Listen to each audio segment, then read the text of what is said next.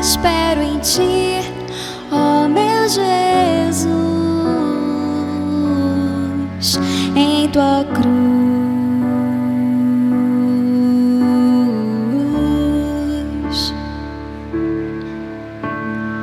Em meu lugar sofreste sim, em tua cruz liberdade achei. Tua glória, meu Rei, brilhará como o sol. Era sem fim, meu Deus, ouço o céu em louvor ao Filho de Deus. Amém, amém. Às quintas-feiras nós temos meditado no livro de Filipenses, e nós já fizemos uma certa caminhada. Eu lembro que as 2 primeiras vezes nós meditamos sobre como essa igreja foi formada, e olhamos algumas doutrinas no caminho da formação dessa igreja. Depois, na terceira vez, nós meditamos sobre a teologia geral, não é, dessa carta, não é, a teologia da alegria. E depois, por último, na quarta vez, nós achamos o que é comum a gente ter definições que vêm do mundo, ou então que foram formadas em nós no decorrer do tempo, que não são as definições bíblicas. Então nós passamos uma quinta-feira a olharmos para o que essa carta diz, pensando no que alegria quer dizer na palavra de Deus. E hoje, então, vamos continuar aqui em Filipenses 1 e 2, onde a palavra de Deus diz assim: Paulo e Timóteo, servos, lá no original escravos, não é, de Cristo Jesus, a todos os santos em Cristo Jesus, que estão em Filipos, com os bispos e diáconos, graça a vós e paz da parte do nosso Senhor Pai. Graça a vós e paz da parte de Deus, nosso Pai, e da do Senhor Jesus Cristo. Então, nós vimos que Paulo tinha sido constrangido a chegar neste lugar. Não foi assim, uma escolha, vamos para aquele lugar. O Espírito Santo restringiu e direcionou eles para este lugar, através de uma viagem difícil e longa, e uma igreja foi reunida lá, ouviu a mensagem do Evangelho, e nós vimos que depois de uma década, 10 anos depois, essa carta está sendo mandada de volta para eles. Paulo passou por lá umas 2 vezes ainda, antes desse momento, e agora essa igreja está dentro de uma profunda tristeza e certa confusão pelo seu pastor amado, Paulo, não é? Ele está preso, e eles não conseguem ver racionalmente em que bom poderia ser para o Evangelho naqueles dias, e para eles, o apóstolo Paulo estar preso no meio de grande sofrimento, eles não conseguiam com as suas mentes compreender isso, e eles pensavam: por que Deus não solta o apóstolo Paulo? Não é? Já que nós sabemos que no início da história, um dos membros dessa igreja é um carcereiro que tinha prendido o apóstolo Paulo, tinha batido nele, e tinha acontecido um milagre lá em Filipos. Ou seja, a igreja foi fundada no momento em que Paulo foi preso, e Deus, de uma maneira miraculosa, trouxe um terremoto e acabou soltando Paulo. Ou seja, eles tinham uma experiência de como Deus podia livrar ele da cadeia. Então por que não fazia isso? Eles mandaram um membro, talvez seja a única igreja preocupada com o apóstolo Paulo de verdade. Ele tem uma relação especial com essa igreja. O apóstolo Paulo disse que ninguém mais cuidou deles, a não ser os filipenses, esse cuidado, essa preocupação onde ele estava, o que aconteceu com ele, e eles mandaram alguém até achar ele, e agora eles recebem de volta um membro com seus os vínculos, né, no seu rosto, depois de uma viagem longa, onde ele teve que localizar Paulo, levar para Paulo tudo aquilo que aquela igreja mandou para ele, para suprir ele e minimizar seu sofrimento e suas necessidades, de tal maneira que eles fizeram isso. E agora esse membro dessa igreja, Epafrodito, que quase morreu durante esse tempo, e Paulo diz, graças a Deus, Deus não juntou tristeza sobre tristeza, deixando ele morrer, e ele volta, e então essa carta é lida para eles, a carta que nós estamos estudando. Então, a carta começa com o nome, a primeira palavra da carta é Paulo, não é? O nome do autor, e é bom nós pensarmos um pouco a respeito do autor da carta. Três coisas se destacam sobre Paulo. Em primeiro lugar, ele era um grande pensador, talvez um dos maiores pensadores que o mundo já viu, uma das maiores mentes que o mundo já viu, tipo uma mente penetrante, profunda, um dos maiores intelectuais da história humana. Em segundo lugar, Paulo tinha uma determinação de ferro, não é? Nós podemos colocar assim, ele estava disposto a qualquer coisa para que Cristo fosse glorificado no mundo e que as pessoas ouvissem a verdade daquilo que Cristo é. Então ele poderia tranquilamente suportar qualquer coisa para o avanço e a glória, o avanço do reino de Deus e a glória de Deus no mundo. Ele era inflexível em seu compromisso. Em terceiro lugar, o apóstolo Paulo vai nos mostrar um dos corações mais amorosos que a gente pode ver na história. Ele havia sido perdoado e salvo quando ele tinha um coração totalmente intolerante para com as coisas de Deus em relação a Cristo, e você não vai encontrar um coração mais cheio de amor pela igreja do que o apóstolo Paulo, né? Então nós podemos, como há uma obra famosa chamada O Poder Expulsivo de uma Nova Afeição, de Thomas Chalmers, né, que é uma obra famosa, que fala que o único jeito de algo que você ama ser expulso é um novo amor ocupar esse lugar. Então ele fala que é exatamente essa a dificuldade das pessoas que são cristãs nominais. Eles têm que abandonar o pecado, mas não há um amor para substituir isso. Eles têm que vencer e mortificar coisas, mas não há um amor para substituir a paixão que eles têm pelas coisas como o mundo tem. E como eles continuam com a mesma paixão que o mundo tem, eles não, é uma luta em glória, uma luta perdida, porque há um poder expulsivo de um novo amor. Isso que você vê na vida de Paulo. Eu estava lembrando, quando estava pensando nisso, esses dias, olhando para Paulo, alguém contando que certa vez ele estava numa cidade europeia, e ele disse que entrou num jardim, assim, mas um jardim grande, tipo um jardim botânico, né, aqui no Rio, e ele disse que ele tinha uma série de elmos, que são árvores grandes, né, nativas da Europa, que chegam a 30 metros de altura, né? E ele disse que todas elas estavam nuas, assim, não tinha folha nessas árvores, por causa da época do ano, não é? E estavam nuas, menos uma delas estava cheia de folhas mortas, folhas secas, as outras estavam todas nuas.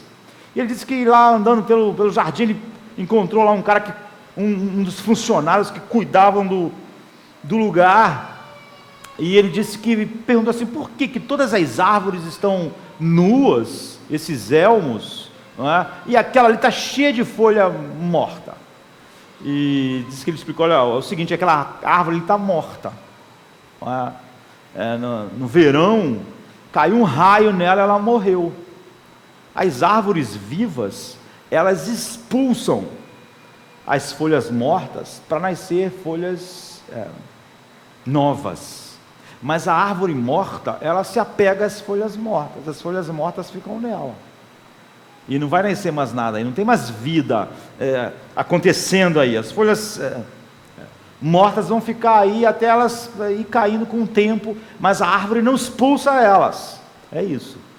O que a Bíblia diz é que a nova vida, quando nós somos regenerados, vai tirando, esse é o poder expulsivo do novo afeto, dos novos afetos.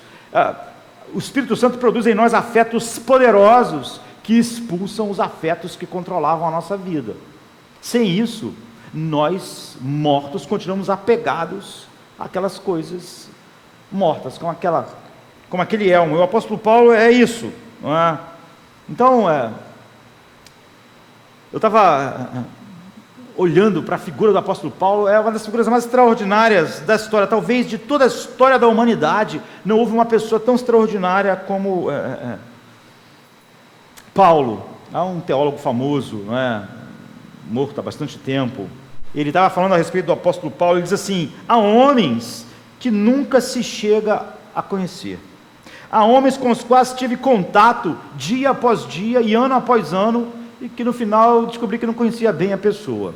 Há outros homens que você tem uma relação breve e você pode conhecer alguma coisa, e há homens que você não tem uma relação assim como você devia ter e conhece profundamente, e assim é o apóstolo Paulo. Sem um toque de introspecção mórbida, sem vaidade, de forma mais natural e genuína, ele permitiu-nos um vislumbre da sua alma mais íntima. Ele nos revelou as profundezas da sua vida, ele revelou o que faz dele o maior homem da história. E essa é a realidade. É numa obra chamada O que é o Cristianismo, eu não sei se existe em português. Então, nós conhecemos o poder transformador de Deus da maneira mais completa pelas palavras de Paulo, pelas cartas de Paulo e pela pessoa do apóstolo Paulo, não é? Então você não vai conhecer Jesus mais profundamente se você não tiver o apóstolo Paulo nas suas mãos, na sua mente, no seu manuseio diário, de tal maneira que nós podemos conhecer não só o que ele falou, mas o que ele era, o seu coração. Então um outro teólogo famoso disse: a única esperança do cristianismo está na reabilitação da teologia paulina.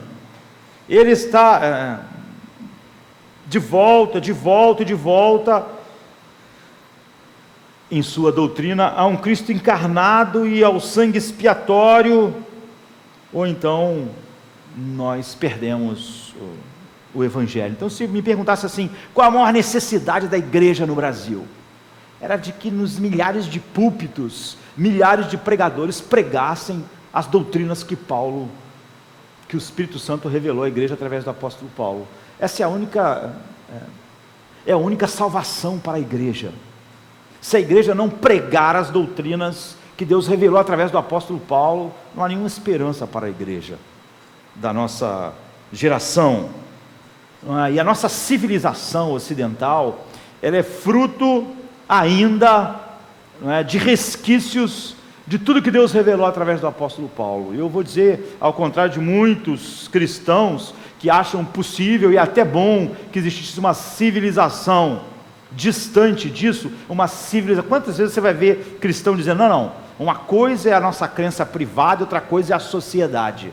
Há muitos cristãos que acham realmente isso, mas o Evangelho de Paulo, sem ele, sem as doutrinas bíblicas, cristãs, o coração de Deus revelado, essa civilização é indigna de sobreviver, sabe? Eu não me importo se essa civilização acabar.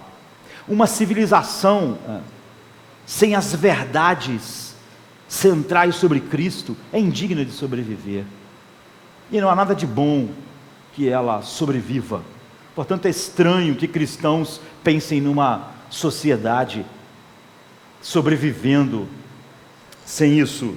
Então agora você pode ir através da história e você vai encontrar transformação através de transformação, de vidas após vidas, de nações após nações, até que todo mundo foi atingido pela revelação de Deus através do homem chamado apóstolo Paulo. É profundo, não é?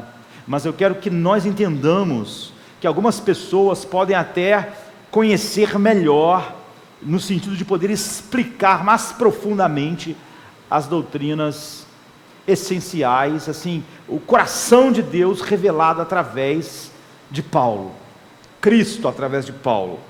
Mas, apesar disso, você só vai ser quem você deve ser se essas verdades de fato entrarem em você. Não será suficiente. Outro dia eu estava vendo alguém que escreveu tanto sobre aquilo que Deus faz na vida espiritual quanto um bom cientista, ele dizendo: olha, um cientista pode dizer que o leite materno é o alimento mais perfeito conhecido pelo homem. E o cientista pode dar-lhe uma análise que mostra todos os componentes químicos que estão no leite. Ele pode dar a você uma lista de todas as vitaminas do leite e uma estimativa das calorias em uma determinada quantidade de leite. Você não pode fazer isso, mas ele pode. Mas ele diz: mas um bebê terá, sem esse conhecimento tão profundo desses detalhes, se ele ingerir o leite, ele vai crescer dia após dia, apesar de não poder explicar profundamente para os outros todas essas qualidades e coisas a respeito do leite, assim as verdades mais profundas da palavra de Deus, não é? E será inútil se você puder explicar, mas você mesmo não beber. Ou seja, você precisa realmente mais do que de sermão e conhecimento, você precisa da nutrição que a palavra de Deus traz, gerando vida, transformando vida. Então, essa é a primeira palavra do livro de Filipenses, porque era comum, não é? Paulo não fala Paulo apóstolo como em outros lugares, já que aqui, em outros lugares, o apostolado de Paulo às vezes era colocado em questão, questionavam isso, mas não é o caso aqui. Ele começa simplesmente assim: Paulo. E eu quero que nós olhemos para a vida de Paulo, depois desse breve resumo, porque é quase impossível você separar Paulo das suas cartas, ou seja, você conhecer profundamente as cartas de Paulo sem conhecer o coração de Paulo, não é?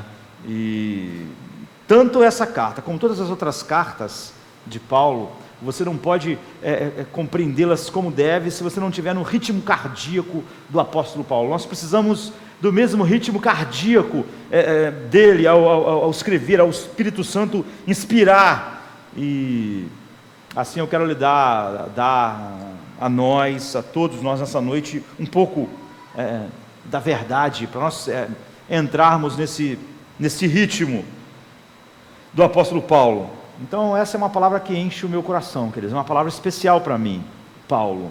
Você pode achar estranho, mas eu vivi a minha vida inteira e eu cresci passando horas e horas com Paulo. Talvez seja o indivíduo que eu mais passei tempo olhando para a sua mente, olhando para o seu pensamento, para o seu coração, como ele amava a Deus.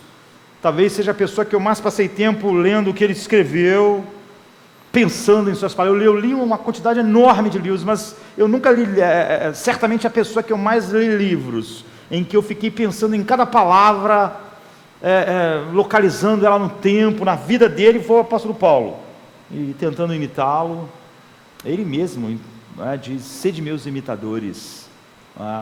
Então é uma pessoa singular. O próprio nome Paulo tem um especial lugar no meu coração e fala ao meu coração de uma maneira especial. Então é óbvio que só o apóstolo Paulo dá uma série de sermões. Nós bem que podíamos, em vez de pregar uma série de sermões sobre Filipenses, pregar uma enorme série de sermões sobre o apóstolo Paulo. Não é o que nós estamos fazendo, mas um sermão e um tempo de meditação sobre Paulo certamente é indigno daquilo que Deus fez na vida desse homem. E você sabe que o nome dele nem sempre foi Paulo, não é?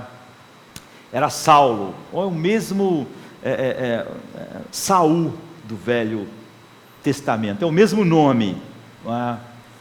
Um lá está no Velho Testamento, em hebraico, aqui nós estamos no Novo, no grego, mas é o mesmo nome. Ou seja, é o nome de um rei de Israel, do primeiro rei de Israel. E o primeiro rei de Israel era da tribo de Paulo, não é? Era da tribo de Benjamim. Até Saul, quando foi escolhido, ficou assim: eu sou da menor tribo, como fui escolhido? Então Paulo diz assim: eu sou judeu dos judeus da tribo de Benjamim. Então a família de Paulo colocou o mesmo nome, não é, nele. E ele nasceu numa cidade, é conhecido como Paulo de Tarso, né? Saulo de Tarso, que era uma cidade, eu diria, uma cidade universitária. Uma cidade que tinha uma grande universidade, uma das mais importantes universidades do mundo antigo, da cultura greco-romana. Então, foi na Cilícia, ao nordeste do mar Mediterrâneo, e ele foi criado nessa cidade universitária lá que ele se forma, que ele estuda, que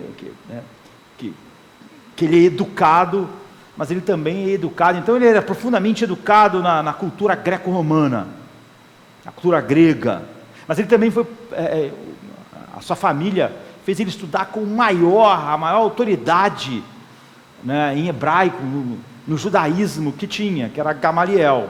Gamaliel, os historiadores dizem, ele era neto de Hilel. Há pouco tempo atrás eu preguei uma série de sermões sobre divórcio, e nós vimos como Hilel foi o rabino mais importante talvez da história, e como Jesus teve a maior dificuldade, porque toda a geração de Jesus interpretava o casamento e o divórcio segundo o que Hilel tinha dito. Então Hilel era avô de Gamaliel, então ele estudou, não é, com o doutor mais distinto que era possível. Então é um erudito em tudo que dizia respeito ao Velho Testamento, à lei mosaica. Então pense no apóstolo Paulo, ele era um erudito na cultura greco-romana, não é, estudando numa cidade universitária famosíssima, e ele conhecia tudo de filosofia grega, e ele também, Paulo, era assim um erudito na lei judaica. Naquela época, disse que havia três grandes universidades no Império Romano, as maiores. Uma ficava em Atenas, outra ficava em Alexandria, e a outra ficava em Tarso. Seria como se fosse Harvard, Princeton e Yale. As maiores universidades do mundo seriam essas da época, não é? Atenas, Alexandria e Tarso. É lá que o apóstolo Paulo viveu e estudou. Então esse é o tipo de pessoa, ele estava preparado. Além disso, aqui no Brasil não é muito comum, mas outro dia eu estava lendo um livro de um cara muito importante. Ele disse assim, quando eu estava formado, quando eu fiz meu doutorado, o meu pai falou assim para mim: você vai agora gastar um tempo para estudar alguma coisa, você precisa estudar, fazer um curso, não é, profissionalizante. Você vê, no Brasil a gente não tem essa ideia, mas os americanos, por exemplo, eles acham isso muito bom, não é? E ele explicou lá por quê. Eu escolhi mecânica, mexer em carro, então eu estudei isso. Ele nunca usou, não é? Mas ele disse: meu pai queria que eu estudasse isso. E por quê? Porque o meu pai disse para mim: se tudo der errado na sua carreira que você fez, você vai saber fazer uma coisa para viver. Ou seja, você não vai precisar depender de mim o resto da vida, você vai ter uma profissão. Se tudo der errado, você se formou, fez doutorado, fez tudo, mas vamos que tudo der errado, você pode trabalhar numa oficina mecânica. Então, Paulo, apesar de toda essa formação, né, tanto na cultura greco-romana quanto na cultura judaica, a melhor que existia, a cidade de Tarso era famosa por trabalhar com peles e couro. Então você vê que o pai dele fez ele aprender. É por isso que Paulo depois pôde, quando tudo deu errado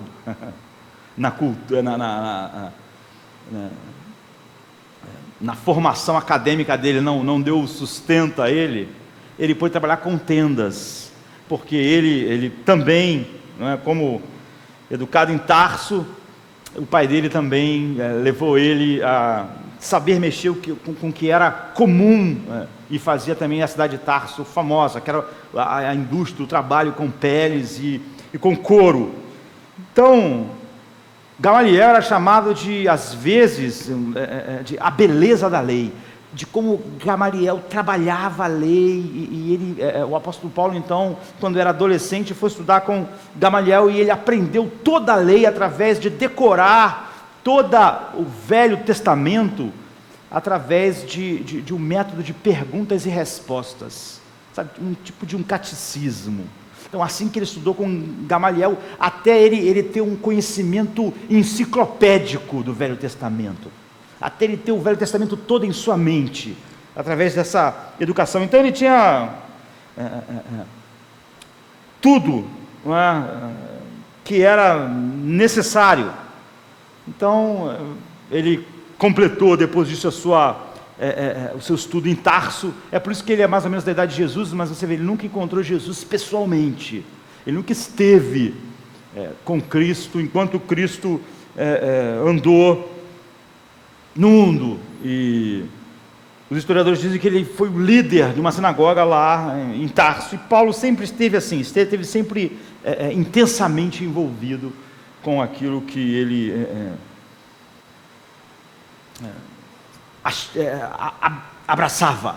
Então você vê, ele teve uma educação grega consumada na cultura greco-romana, ele teve uma educação judaica consumada, completa. Então ele tinha as credenciais para se movimentar no mundo todo, no mundo romano, não é? Porque o pai dele era cidadão romano, apesar de judeu.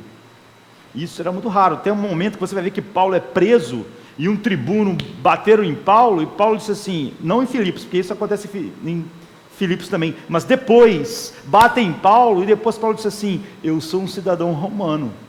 E todo mundo ficou surpreso dele ser um cidadão romano. E o tribuno, que era a maior autoridade lá, disse assim, não, eu também sou, e custou muito dinheiro eu ser um cidadão romano, porque as pessoas pagavam uma alta soma para ser cidadão romano. Mas Paulo diz assim para ele, não, mas eu não paguei nada, porque eu sou cidadão romano de nascimento. Isso dava um outro peso. Aí a Bíblia diz que o cara ficou cheio de medo mesmo de imaginar que Paulo era um cidadão romano de nascimento. Ou seja, que não comprou o direito de ser cidadão romano, ele era um cidadão romano de estirpe, não é? Então ele tinha condição de se locomover pelo mundo romano dessa maneira incrível, e ao mesmo tempo ele era hebreu dos hebreus, e tinha todo acesso a esse mundo hebreu, falava hebraico. A Bíblia diz que quando ele foi preso em Jerusalém, por exemplo, quando ele começou a falar em hebraico, todo mundo ficou espantado com ele falando. Então ele estava preparado. Ele era dos judeus, aqui em Filipenses mesmo, Filipenses 3, 5, 6, ele diz, circuncidado ao 8º dia, da linhagem de Israel, da tribo de Benjamim, hebreu de hebreus, segundo a lei fui fariseu, segundo o zelo perseguidor da igreja, segundo a justiça que há na lei, irrepreensível. Então, ele tinha um zelo tão grande, tão grande, tão grande pelas coisas de Deus, na velha aliança, que ele foi o grande perseguidor da igreja. Por isso que ele diz, olha, segundo a justiça que há na lei, eu fui irrepreensível. E se você quer olhar para um fariseu modelo, então era Paulo, não no sentido ruim, porque você vai ver que depois ele vai falar que ele fez todas essas coisas sem nenhuma hipocrisia, ou seja, ele realmente acreditava estar fazendo tudo o que Deus queria. Ele disse, foi na ignorância. Então, em algum momento, em que Jesus andou, aqueles 3 anos do ministério de Jesus, Paulo não estava em Israel, e sim em Tarso. É óbvio que os judeus, pelo menos uma vez por ano, vão a Jerusalém, mas enfim, não houve esse encontro. E quando ele começou a ouvir que o cristianismo estava negando e fazendo com que toda a aliança mosaica de alguma maneira fosse ruindo, não é? Ensinando que Jesus era o Messias, os cristãos estavam fazendo isso, ele ficou cheio de ódio, achando que aquela era a maior heresia do mundo. Ele ficou com tanto ódio que ele tomou para ele o dever de destruir a igreja. E nós vamos encontrar então ele em Jerusalém, no livro de Atos, produzindo a maior perseguição que você pode imaginar que a igreja sofreu, com a maior violência possível. Se você olhar o capítulo 8 de Atos, a partir do 1, mas se antes nós olharmos no capítulo 26, porque no capítulo 26, quando ele está preso, ele explica ao rei Agripa o que ele fez. Então você tem uma boa ideia em 26, 9 a 11, ele diz assim: basta ouvir, isto é o que ele disse a Agripa. Ele disse: bem tinha eu imaginado que contra o nome de Jesus Nazareno eu devia praticar muitos atos, e que também fiz em Jerusalém. E havendo recebido a autorização dos principais dos sacerdotes, encerrei muitos dos santos nas prisões, e quando os matavam, eu dava o meu voto contra eles, e castigando-os muitas vezes por todas as sinagogas, os obriguei a blasfemar. Ou seja, Paulo disse: eu peguei eles com violência e obriguei eles a negar o nome de Jesus, a blasfemar contra aquelas coisas. E enfurecido, quem está contando isso não é alguém, quem está contando isso é Paulo. E enfurecido demasiadamente contra eles, até nas cidades estrangeiras eu fui atrás deles. Ou seja, Paulo fez uma perseguição tão grande em Jerusalém, tão grande, que a igreja toda fugiu. Mas ele disse: mas eu estava tão enfurecido que eu comecei a seguir eles pelo mundo, onde eles estavam, eu fui atrás deles. Então, depois que você tem você volta no 8, no 8, de 1 a 3, diz: e também Saulo consentiu na morte dele, e fez naquele dia uma grande perseguição contra a igreja que estava em Jerusalém, e todos foram dispersos. Todos quem? Toda a igreja, pelas terras da Judéia e de Samaria, exceto os apóstolos. E uns homens piedosos foram enterrar Estevão, e fizeram sobre ele um grande pranto. E Saulo assolava a igreja, entrando pelas casas e arrastando homens e mulheres, e os encerrava na prisão.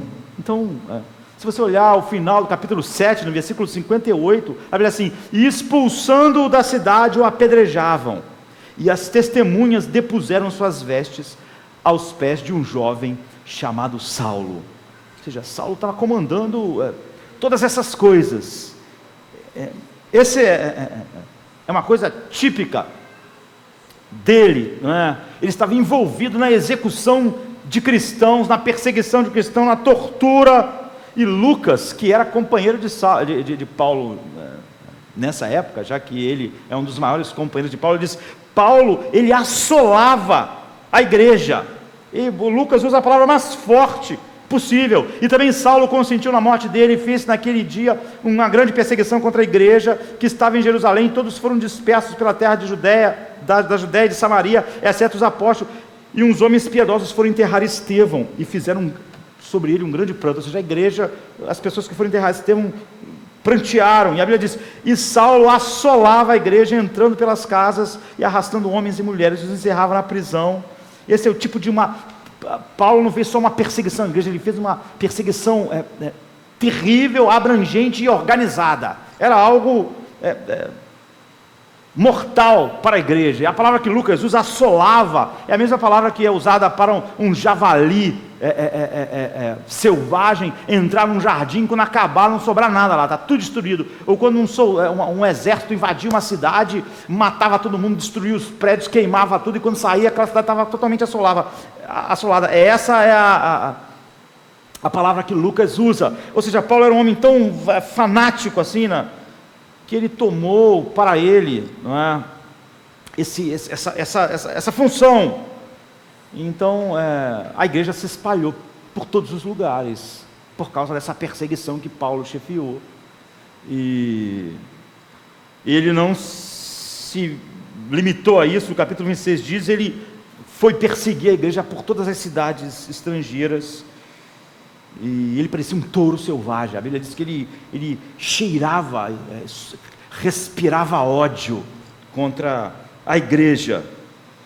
E as pessoas fugiram assustadas, a igreja, aquelas pessoas que faziam parte da igreja como nós, e ele assumiu a responsabilidade de capturar essas pessoas em todos os lugares do Império Romano, arrastá-las de volta para Jerusalém e prendê-las. Então ele respirava fúria. Então o pecado de Paulo, se nós pudéssemos comparar o de alguém, é como o pecado de Amã, que teve uma estratégia na época de Esther, né, de exterminar os judeus e não sobrar ninguém. Esse é o pecado de Paulo, essa era a sua estratégia, exterminar a igreja de tal maneira que não sobrasse ninguém. Foi assim que ele se dirigiu a Damasco, para continuar a captura de pessoas. Damasco é uma das cidades mais antigas que já existiu, e ela ainda existe hoje, uma cidade grande hoje, mas naquela época já era grande, uma população de mais de 100 mil pessoas. Ela fica a 160 quilômetros de Jerusalém, de Israel. Então, como é um lugar ali montanhoso, Paulo tinha que ir pelo Vale do Jordão, depois atravessar um lugar que até hoje é famoso, porque Israel, na Guerra dos 6 Dias, recapturou da Síria, que são as colinas de Golã. Então você tinha que atravessar as colinas de Golã para chegar em Damasco. Essa é a viagem de Paulo, era uma viagem de 6 dias, que a caravana tinha que fazer até lá. E Paulo conta que ele indo para Damasco, então, respirando ódio, para pegar as pessoas que iam fugindo, e ele ia atrás. Ele conseguiu cartas, diz assim, Atos 9:2, pediu-lhes cartas para as sinagogas de Damasco, de maneira que, caso encontrasse ali homens e mulheres que pertencessem ao caminho, pudesse levá-los presos a Jerusalém. Eu acho essa uma das passagens mais interessantes, porque os cristãos naquela época eram chamados de os seguidores do caminho. Você pode ver que até na Bíblia isso está com letra maiúscula. Era antes de sermos chamados cristãos, eram chamados assim. Então Paulo pediu documento para que pudesse pegar as pessoas que pertencessem ao caminho. A Bíblia usa a expressão exatamente que era usada. Pediu-lhes cartas para as sinagogas de Damasco, de maneira que, caso encontrasse ali homens e mulheres que pertencessem ao caminho, pudesse levá-los preso. Então é interessante, porque esse era o título dos cristãos naqueles dias. Então algo surpreendente aconteceu, que nós conhecemos, porque a Bíblia diz que então ele indo para Damasco, de repente, e talvez eu possa dizer para os irmãos que esse é o de repente mais importante da história humana, sabe? É o de repente fundamental. Todo o curso do mundo vai mudar nesse de repente, de maneira drástica. De repente, ele diz que quase ao meio-dia, ele vai explicar isso depois, num outro lugar, ele viu uma luz mais forte do que o sol. Naquela área do mundo, o sol, quase ao meio-dia, é tão brilhante que chega a ser algo que te cega, olhar para o sol. O que Paulo diz é que ele viu algo mais brilhante, e ele caiu por terra. O texto diz aqui em Atos 22, de 6-10, por volta do meio-dia eu me aproximava de Damasco, quando de repente uma forte luz vinda do céu brilhou ao meu redor, caí por terra e ouvi uma voz que me dizia, Saulo, Saulo, por que me persegues? Então eu perguntei, quem és tu, Senhor? E ele respondeu, eu sou Jesus, o Nazareno, a quem tu persegues. Os que me acompanhavam viram a luz, mas não entenderam a voz daquele que falava comigo. Assim eu perguntei, que devo fazer, Senhor? Disse o Senhor, levanta-te, entre em Damasco, onde lhe será dito o que você deve fazer. Então essa é o de repente mais importante da história. A igreja não sobreviveria ao Saulo de Tarso. A igreja estava fadada a acabar. Ele era o cara que estava exterminando a igreja. Ele respirava ódio e havia um banho de sangue. Não havia. E de repente então aconteceu isso, e essa palavra para ele, então, duro para ti é recalcitrar contra os aguilhões. Aguilhão eram varas de bambu na ponta, tinham ferros com o qual o fazendeiro controlava um boi, domesticava ele, usava essas pontas em todos os lugares sensíveis, necessários, até que o boi percebesse que era inútil lutar contra aguilhões. Ou seja, a Bíblia diz que apesar de ter sido de repente o que aconteceu na vida de Paulo, de alguma maneira Deus já vinha com esses aguilhões em sua mente, e não diz exatamente o que aconteceu algo de repente naquele dia, mas Deus vinha incomodando ele como que aguilhões num boi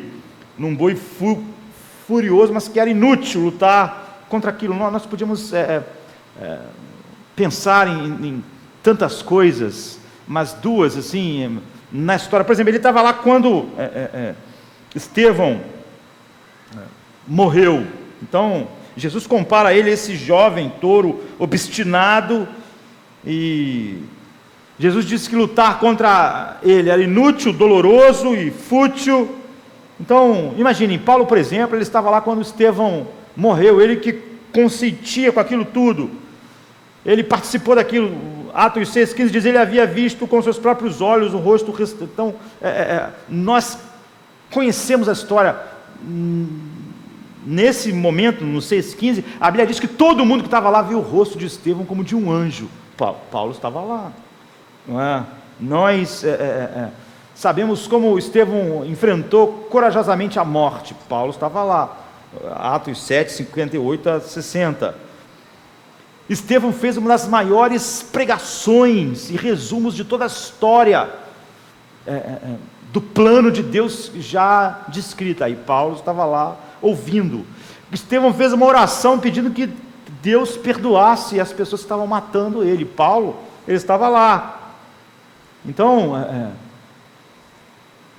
havia algo de inexplicável nos cristãos que Paulo tinha contemplado. Estevão disse que viu o céu aberto e Jesus em pé. Ou seja, essas coisas estavam operando na mente de Paulo. E depois Paulo mesmo conta como ele, apesar de ser um homem irrepreensível na lei, ou seja, no fazer e no falar, ele percebeu que a cobiça, o 10º mandamento, era um mandamento que você não tem como ser irrepreensível, não é? Humanamente, só. Por quê? É falar contra a cobiça. Uma coisa é o que eu não faço e o que eu não falo. Outra coisa o 10º mandamento em especial, ele diz, olha, isso é um problema, porque é uma atitude do coração, e a não ser que você mude o seu coração, você não pode controlar, você pode não fazer coisas, não falar coisas. Então, o que a Bíblia diz é que havia muitos aguilhões aferroando Paulo, e a Bíblia diz no versículo 6, aqui, do capítulo que nós estamos vendo, que ele tremendo e atônito. Lucas também usa palavras assim, em grego, que expressam o pânico absoluto, e eu posso imaginar, eu já passei tantas vezes na minha vida pensando nisso, não é? Ele tinha matado cristãos, arrastado cristãos, ele tinha invadido casas, mulheres, crianças, homens, ele tinha apedrejado, consentido no apedrejamento de Estevão, e ele fazia tudo isso porque ele odiava Cristo. Aí imagina, ele fez tudo isso porque ele achou que aquilo tudo era uma heresia maluca, que as pessoas estavam destruindo a verdade, e de repente Jesus está lá. Ele fez tudo aquilo contra Cristo, e de repente tudo aquilo que ele estava fazendo, a voz fala com ele e diz, eu sou Cristo. Sabe essa loucura que você está fazendo? É contra mim. E ele estava vendo a luz, o poder. Imagine, Jesus que andou por Israel, que curou, que expulsou demônios, Jesus que foi crucificado, rejeitado, que Estevão orou na sua morte, que diz que viu, Jesus que ele odiava, Jesus que ele respirava ódio, estava vivo de verdade, não era uma fantasia, não era. Então Paulo havia derramado o sangue de um monte de gente inocente, e Jesus disse, foi a mim que você estava perseguindo. É por isso que Lucas diz que ele estava tremendo e atônito, com a loucura que tinha sido tudo. Então ele foi quebrado, ele ficou arrasado, Paulo ficou destruído. Seu pecado era enorme, enorme. Se Jesus estava vivo, e se tudo aquilo era verdade, então seu pecado era enorme. Ele estava exterminando a igreja, ele odiava Jesus. Então, se o plano de Paulo tivesse dado certo, de Saulo, né, a igreja teria sido sufocada no seu nascimento. Nós hoje não estaríamos falando a respeito disso. A igreja teria sido afogada no seu próprio sangue, em todos os lugares. E você sabe que Paulo nunca esqueceu a enormidade do que foi essas coisas, ele nunca esqueceu. Então, eu posso imaginar a vida inteira Paulo olhando para trás, ele olhando para trás e vendo todas essas coisas, não é? Ele diz assim, por exemplo, em 1 Timóteo, de 11 a 15, Essa sã doutrina se vê no glorioso Evangelho que me foi confiado, o Evangelho do Deus bendito. Dou graças a Cristo Jesus, nosso Senhor, que me deu forças e me considerou fiel, designando-me para este ministério. Aí ele diz assim: a mim, que anteriormente fui blasfemo, perseguidor e insolente, mas eu alcancei misericórdia, porque eu fiz por ignorância, e eu fiz na minha incredulidade. Contudo, a graça do nosso Senhor transbordou sobre mim, juntamente com a fé e o amor que estão em Jesus Cristo. Esta afirmação é fiel e digna de toda aceitação, que Cristo Jesus veio ao mundo para salvar os pecadores, dos quais eu sou o pior. Ele diz: eu persegui a igreja, eu respirei ódio, eu matei. E ele está encantado assim com a graça de Deus. Você vê, ele nunca esqueceu isso. Isso foi sempre algo, uma realidade diante dele. E ele ficou cego, nós sabemos. Ele ficou sem palavras, ficou devastado. A Bíblia diz então no versículo 9 que ele estava 3 dias sem ver, ele não comeu, ele não bebeu. Então, queridos, pensem, não havia nenhum ser humano que poderia lidar com ele. Sabe, nenhum cristão chegaria perto do apóstolo Paulo, nenhum ser humano pregaria o evangelho para ele, ninguém poderia lidar com ele, mesmo depois dele convertido, mesmo depois de passar alguns anos. A Bíblia diz que os apóstolos e os cristãos tinham pânico, pensaram: não, nós não acreditamos. As pessoas ficaram totalmente traumatizadas e amedrontadas com a figura de Paulo, eles não podiam acreditar. Os apóstolos destemidos, quando Paulo chega em Jerusalém, eles não querem receber, eles estão assustados. Isso depois de bastante tempo desses fatos. E os cristãos de Jerusalém também. Então, no 19 e 20, eu amo esse versículo 20, porque isso fala tudo sobre a personalidade do apóstolo Paulo. Faz você sentir o ritmo cardíaco de Paulo em relação à verdade de Deus e como ele escreveu essa carta. Diz assim: e tendo comido, ele ficou 3 dias sem comer, cego. Então nós sabemos que Ananias foi lá, a Bíblia diz assim: e tendo comido, ficou confortado. Esteve Saulo alguns dias com os discípulos que estavam em Damasco, e logo depois, imediatamente, ele foi na sinagoga e pregou que Cristo é o Filho de Deus. É um dos versículos mais incríveis. Paulo não ficou um tempo, não pensou como vai ser a reação das pessoas. Hoje em dia é muito comum as pessoas perguntarem nos ambientes mais que pode acontecer coisa nenhuma quase, como as pessoas vão reagir. A Bíblia diz que imediatamente, não é? Isso se encaixa. Ele ficou totalmente comprometido com o Evangelho, não é? Então, se há uma frase que pode descrever Filipenses, nós falamos sobre a doutrina de Filipenses, mas se há uma frase, levem o Evangelho a sério. É sobre isso que ele vai falar, sabe? Ele entrou na sinagoga, ele começou a pregar a respeito de Cristo, Cristo que ele odiava, que todo mundo sabia na sinagoga que ele tinha ido para lá perseguir. E a Bíblia diz assim, no versículo 21, todos os que ouviam se admiravam e disseram: não é este aquele que destruíam os que invocavam o nome de Cristo em Jerusalém? E ele veio aqui, não era com a intenção de pegar eles e levar eles presos? Ou seja, o que está acontecendo aqui? O que aconteceu? Esse não é o famoso Saulo que mata a igreja, destrói a igreja? Agora ele entra aqui e está falando que Cristo realmente é o Senhor. E a Bíblia diz que Paulo pregava como nenhum dos outros, nem dos discípulos que já estavam lá. Saulo, porém, se esforçava muito mais e confundia os judeus que habitavam em Damasco, provando que ele era Cristo, ou seja, mostrando que ele era Cristo. Atos 9, 22 e 23. E tendo passado muitos dias, os judeus tomaram conselho de matar Paulo. Ou seja, logo no início, as pessoas resolveram matar Paulo. Essa vai ser a história de Paulo até o fim. Ele está escrevendo essa carta em Roma, e ele está preso para morrer, mas você vê, logo a primeira experiência que ele tem é um destemor em pregar e as pessoas quererem matar Paulo. E depois disso, Paulo passou 3 anos na Arábia, e Paulo não recebeu o evangelho dos outros apóstolos. Tudo que Paulo conhece a respeito de Cristo, ele diz: eu não aprendi isso com homem nenhum, Ou seja, o que a Bíblia diz é que há uma revelação direta. Não é que Paulo, como os outros, foi lá, agora que eu me converti, eu vou ter que conversar com Pedro, com Tiago, com João, para eles me explicarem as coisas. Não, ele disse, não, eu não recebi isso de homem nenhum. Então, o melhor lugar que a gente tem isso é em Gálatas 1, não é? Onde ele fala a respeito disso. Nosso tempo é pequeno, mas ele diz assim: mas quando aprouve a Deus, que desde o ventre da minha mãe me separou e me chamou pela sua graça, revelar seu Filho em mim, para que eu pregasse entre os gentios, não consultei nem a carne nem o sangue, ou seja, homem nenhum, nem fui para Jerusalém a ter com os que já antes de mim eram apóstolos, mas parti para a Arábia, e voltei outra vez a Damasco. Depois, passado 3 anos, fui a Jerusalém para ver Pedro, e fiquei com ele 15 dias, e não vi nenhum outro apóstolo, senão a Tiago, o irmão do Senhor. Ele diz, eu não aprendi o Evangelho com ninguém, com nenhum ser humano, não é? Ou seja, é isso que qualificou Paulo, apesar de ser diferente, como apóstolo. Primeiro, ele viu Jesus ressuscitado.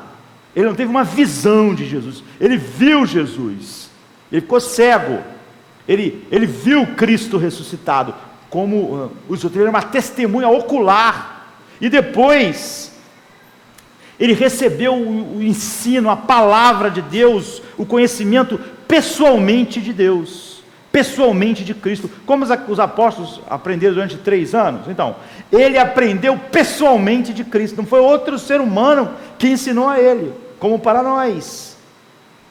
Então ele ficou 3 anos na Arábia, e ele foi como um seminário, mas o seminário de Paulo foi com Cristo. Ele disse, eu não vi ninguém, só depois disso, eu fui a Jerusalém e me encontrei com Pedro, e fiquei 15 dias com Pedro, e o único outro apóstolo que eu encontrei, é óbvio que depois, até esse momento, foi o Tiago, o irmão do Senhor, não é?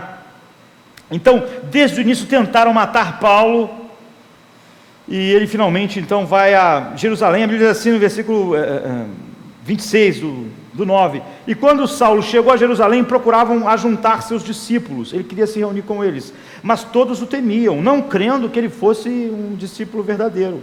Então Barnabé, tomando consigo, trouxe aos apóstolos, e lhes contou como ele vira o Senhor, e o Senhor falara com ele, e como em Damasco ele tinha pregado ousadamente o Evangelho. E os discípulos, os apóstolos acharam, esse cara vai matar todo mundo, esse cara estava exterminando a igreja, não há nenhuma razão para nós pensarmos que isso não é uma estratégia.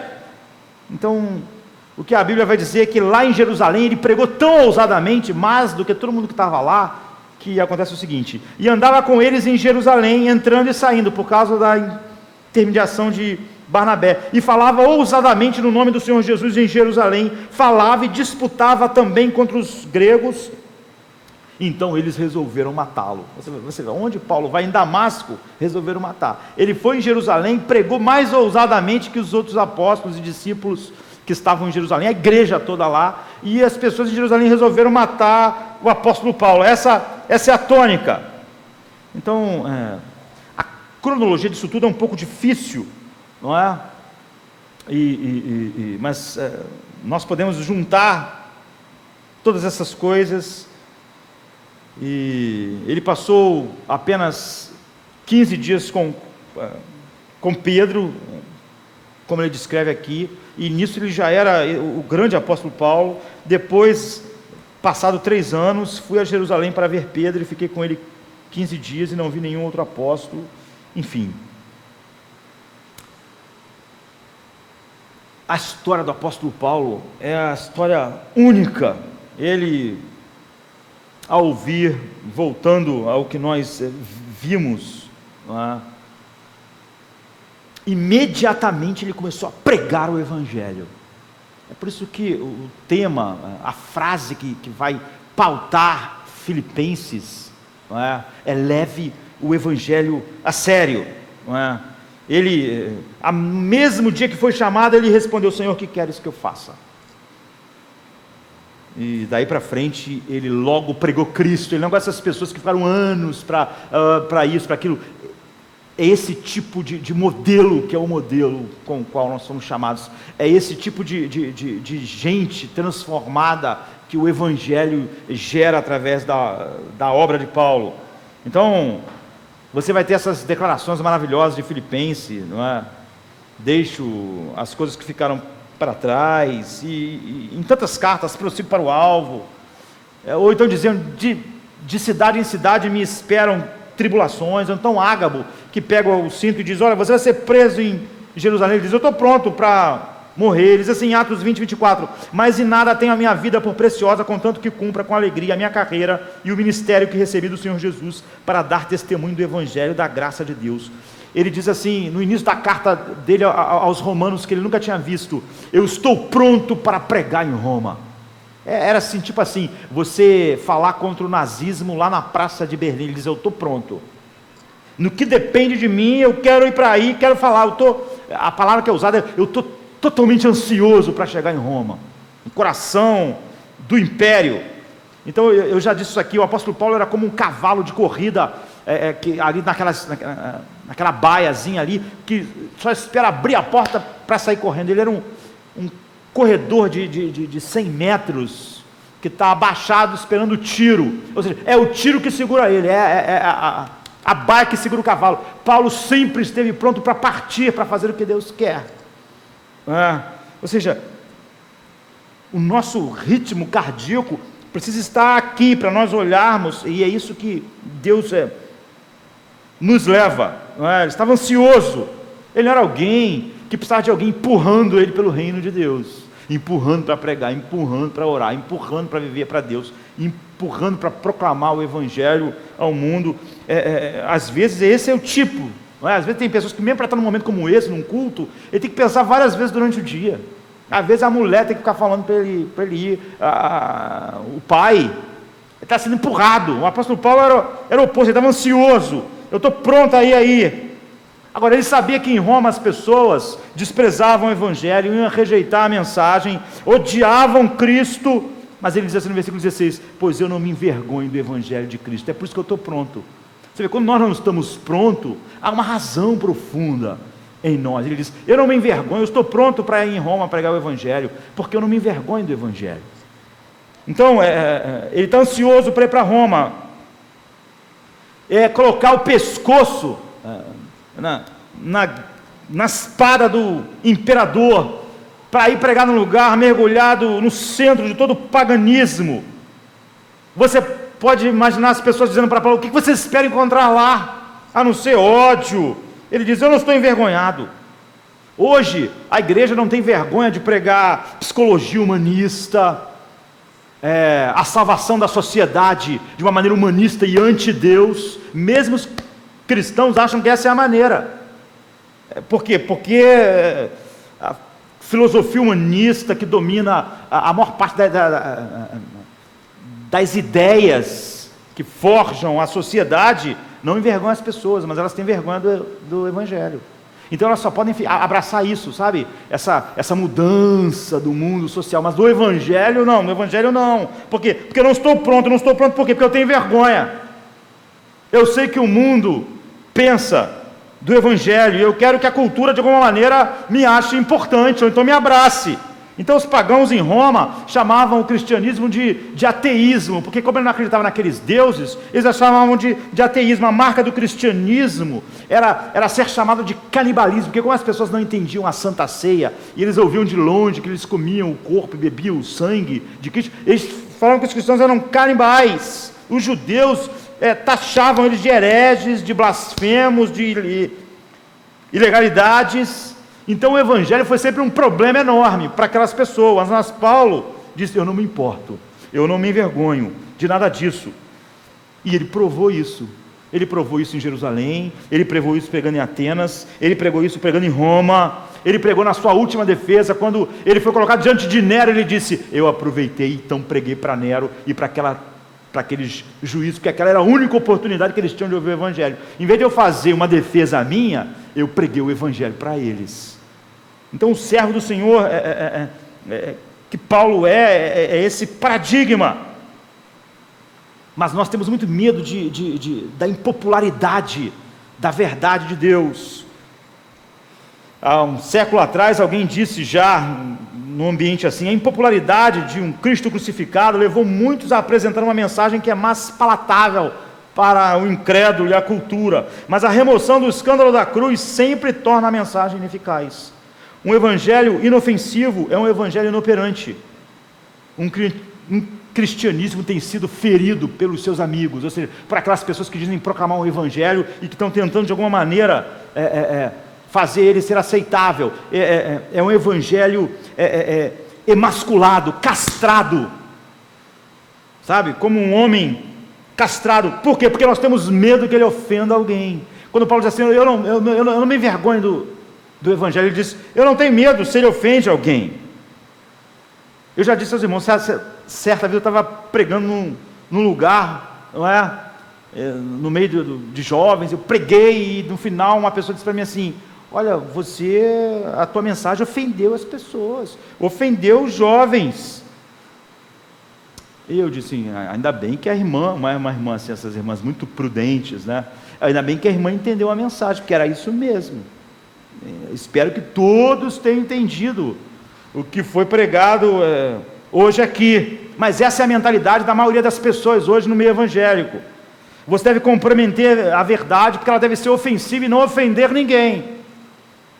Ou seja, você não deve falar sobre o evangelho, você deve tirar dele todas as coisas que vão fazer as pessoas se sentirem mal ou ofendidas. Então Paulo, durante toda a sua vida, sempre esteve pronto. Ele esteve pronto na colina de Marte para falar com filósofos, ele esteve pronto para falar com fariseus cheios de ódio, e quando ele ficou diante de Félix, a Bíblia diz assim em Atos 24, 25, e discorrendo ele sobre a justiça, o domínio próprio, o juízo vindouro, Félix ficou atemorizado e respondeu, por ora vai-te, e quando tiver ocasião favorável, te chamarei.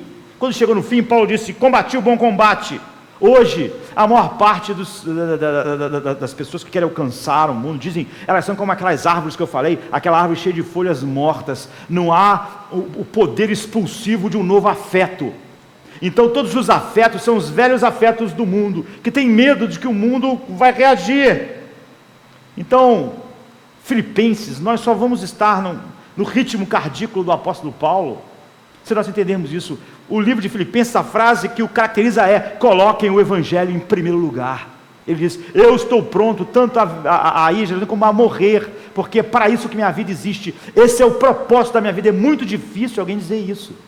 As pessoas, elas podem até dizer, olha, Deus tem um propósito importante, mas Paulo está dizendo o seguinte, Deus é o único propósito pelo qual eu existo, a Cristo é o único propósito, todo o resto só existe para dar suporte a esse propósito. Eu não tenho 10 propósitos, e um é mais importante, ele é o único propósito, não há outro propósito. É muito difícil você olhar para a sua vida e dizer, olha, minha vida só tem um propósito, não tem dois, não tem três, só tem um. Então, hoje nós perguntamos quanto, eu quero só, sei lá, eu quero R$500 de evangelho, e nós achamos que o cara do lado pode pagar R$1.000 de evangelho, que o outro lá pode pagar, ou seja, eu quero o evangelho para me fazer feliz, mas não para me fazer dependente dele, ou eu quero um evangelho que me faça feliz, mas não que me ensine a odiar a cobiça e odiar a luxúria. Eu quero um evangelho, mas não a ponto de eu valorizar a autonegação, não importar o que o mundo pensa, amar a santidade, ou então contemplar como um chamado maravilhoso, pregar para uma cultura que eu já sei que não vai gostar do que eu vou pregar. Como o apóstolo Paulo diz, por exemplo, eu já sei que de cidade em cidade me esperam cadeias e prisões. Então as pessoas pensam, o quanto do evangelho eu posso ter? Eu quero o êxtase do evangelho, mas eu não quero o arrependimento que o evangelho diz. Eu quero a transcendência do evangelho, mas eu não quero a transformação do evangelho. Quanto eu posso ter desse evangelho? Eu gostaria de ser valorizado num lugar, num ambiente, pode bem ser essa igreja local. Eu gostaria de pessoas que me perdoassem, eu gostaria de perdão, eu gostaria de pessoas que se me amassem e se importassem com os meus problemas. Eu quero um evangelho que faça a minha família segura, que segure o meu casamento, mas não que mude as minhas ambições, e as redirecione para outro lugar, porque eu estou gostando de onde as minhas ambições estão. Eu gostaria de só R$500 de evangelho, eu não quero tudo. Sabe quando antigamente a gente ia nos lugares e tinha uma barra enorme de alguma coisa, a gente falava, só me dá assim, R$3 disso aqui. Aí a pessoa cortava aquele pedaço. Muitas pessoas acreditam que o evangelho pode ser vivido assim. E Filipenses vai ser escrito para dizer que não, valorizem o evangelho acima de tudo. Vocês que estão preocupados com a minha prisão, todos nós já sentimos a tentação, eu vou acabar, de abraçar uma versão domesticada do evangelho. De certa forma, essa é uma tentação perene, devido ao mundo ocidental, da nossa cultura, a pressão vinda de nós construirmos a vida a partir de um processo de secularização. E o que o mundo diz não é que você não pode ter religião, a nossa cultura ocidental, mas é que ela não pode ser importante. Você vai ver muito cristão mesmo dizendo, o país, o Brasil, o mundo. Olha, o evangelho é privado. O evangelho é privado. Os cristãos não morreram porque disseram que Jesus era o Senhor da vida deles. Eles falaram, Jesus é o Senhor do mundo, Jesus é o Senhor do Império Romano.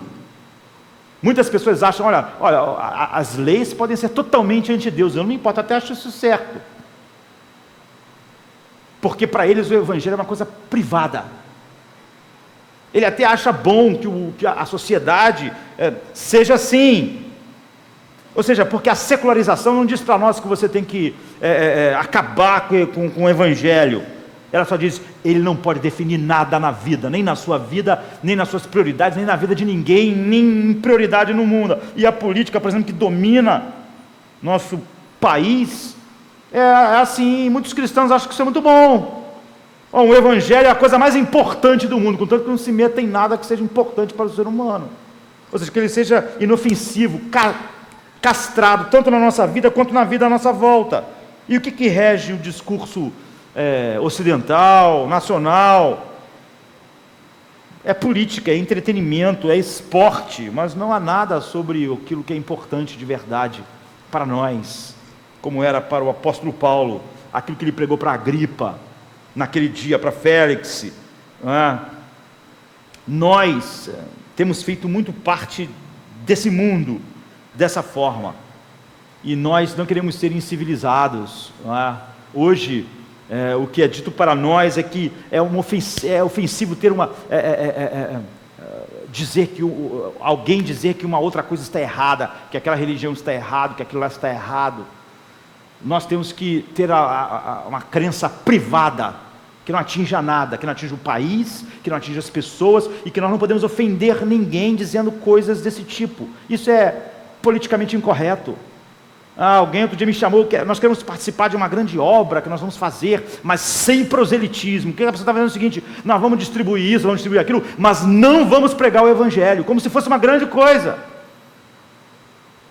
Paulo diz, eu não me envergonho do evangelho, mas não é assim que a nossa geração vive, né? Porque nós compramos falando, só queremos R$10 de evangelho. É sobre isso que essa carta vai dizer, leve o evangelho a sério.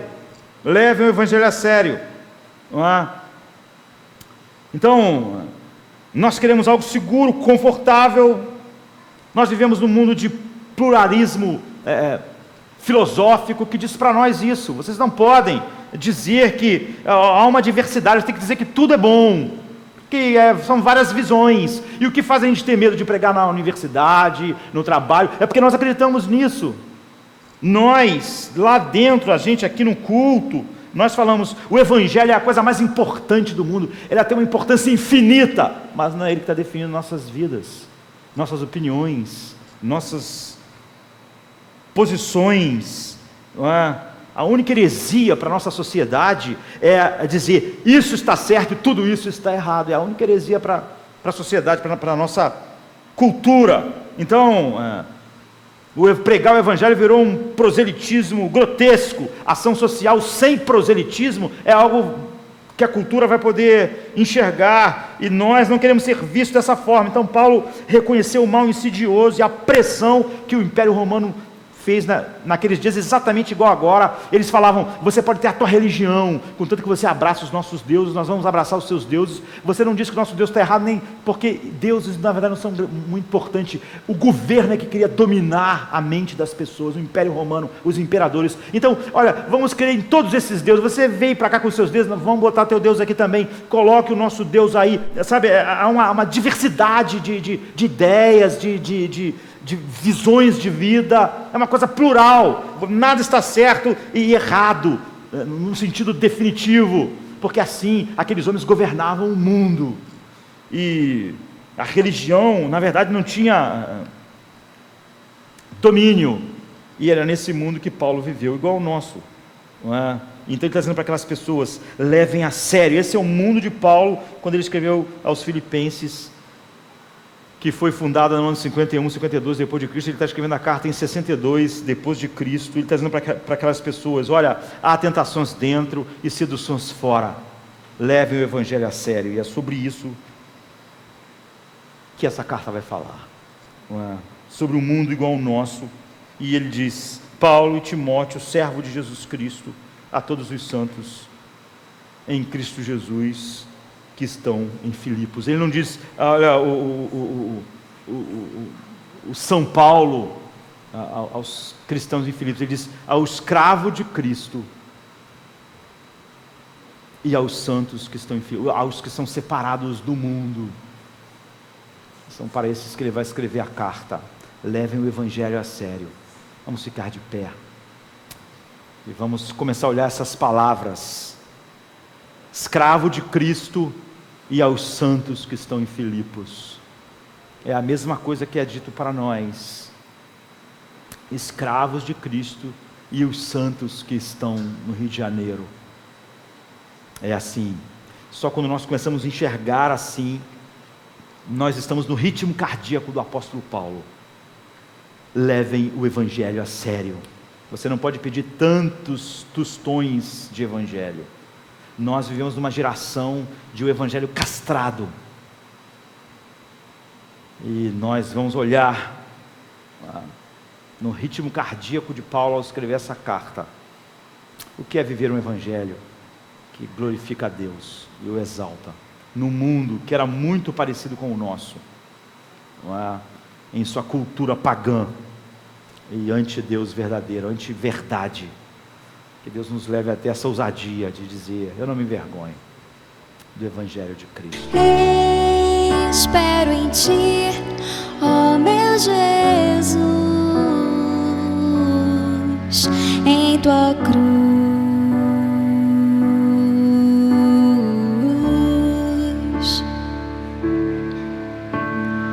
Em meu lugar sofreste sim, em tua cruz liberdade achei. Tua glória, meu Rei, brilhará como o sol. Era sem fim, meu Deus, ouço o céu bem